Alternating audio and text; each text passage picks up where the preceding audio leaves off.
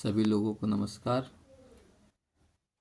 मैं refresher course के निर्धारित सेमिनार में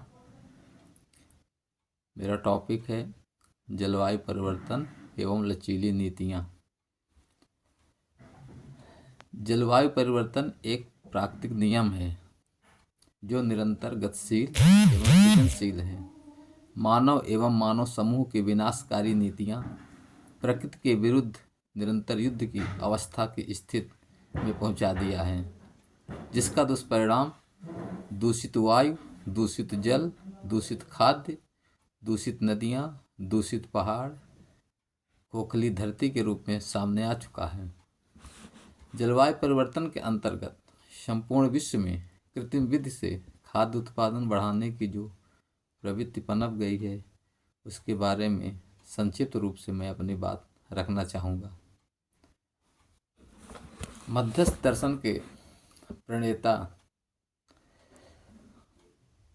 समाधिस्थ संत अग्रहार नागराज जी ने अपने अनुसंधान में बताया है कि कृत्रिम विधि से खाद्य उत्पादन बढ़ाने में असफलता प्राप्त हुई है। उचित वातावरण में ही गुणात्मक, गुणवत्तापरक, गुणवत्तापूर्ण खाद्य प्राप्त की जा सकती है। अत्याधुनिक बीज शक्ति परिवर्धन कार्यक्रमों के अंतर्गत इतने ही श्रम और साधन नियोजित हुए, उसके अनुरूप कोई और निश्चित परिणाम निकलते नहीं पाया। बीजों के गुणवर्धन के पक्ष में बीजों में प्रयास रहता है। इसको ऐसा भी कहा जा सकता है कि बीज प्रकृति में ही गुणवर्धन का प्रयास बना ही रहता है। इसके लिए अनुकूल वातावरण को स्थापित करना ही सर्वाधिक गुणवर्धन और उसकी निरंतरता की संभावना बनाना है। वातावरण में धरती, वायु, उर्वरक, जल और ऊष्मा यह प्रधान तत्व है।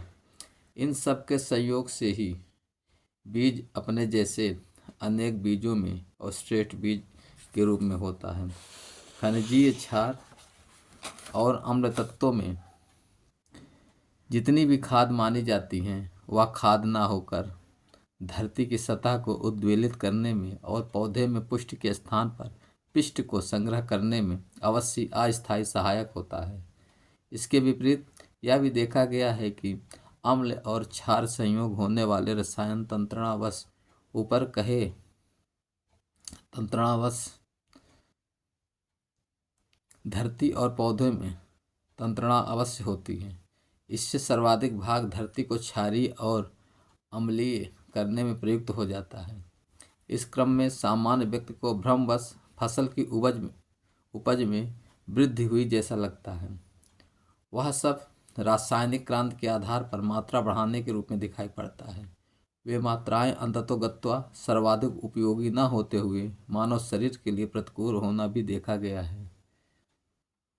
इसलिए इसमें संतुलन पाने के लिए जैसे जैसे खेती क्रांति का विस्तार हुआ, गोपालन, पशुपालन संबंध की आवश्यकता, उर्वरक निर्माण कार्यों के लिए उन्नत विधियों को अपनाने की आवश्यकता अनुभव हुई। इसे पहचानने से स्वाभाविक ही इन अम्लीय क्षारीय उर्वरक संकटों से छूटा भी जा सकता है। यद्यपि जैविक उर्वरक में भी अम्ल और क्षार का होना पाया जाता है। यह उसी अनुपात में होता है जिस अनुपात में फसल ग्रहण करता है। दूसरा, जैविक उर्वरक विधि से प्राप्त अम्ल क्षार पहले से प्राण कोशिकाओं से रचित रचनाओं से सुपाचित होना पाया जाता है।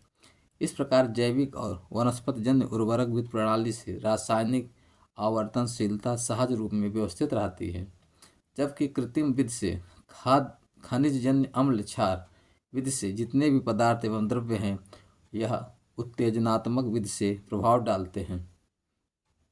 क्षणिक रूप में उत्तेजना प्रदान करने के लिए जितने अम्ल और क्षार के संयोग की आवश्यकता पड़ती है, वह सर्वाधिक मात्रा में धरती को अम्लीय एवं क्षारीय बनाता है,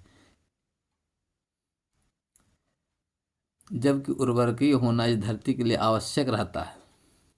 पूरी धरती के अम्ल और क्षार को आज के लाभोन्माद के आधार पर खेत में बिछा दें तो यह कहाँ का न्याय होगा।